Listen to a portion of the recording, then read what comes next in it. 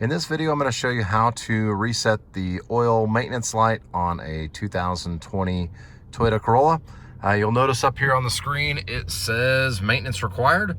And to clear that, you're going to use this little directional pad over here on the left of the steering wheel. First, I'm going to hit the kind of back arrow button. It's going to then pull up this menu. Using these navigation tools here, you're going to navigate to the right. If you hit the right arrow button, and we're going to go over the one that looks kind of like a gear, and then you're going to go down to vehicle settings.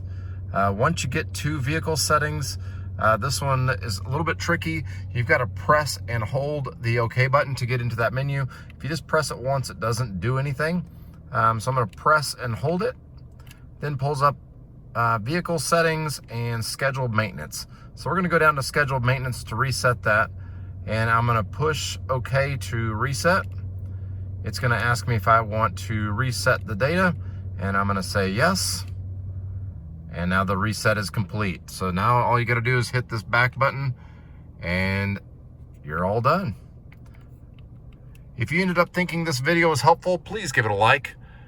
To help us make more videos like this, consider subscribing and leave any comments or questions in the comment section. We'd be happy to answer them for you. Thanks for watching.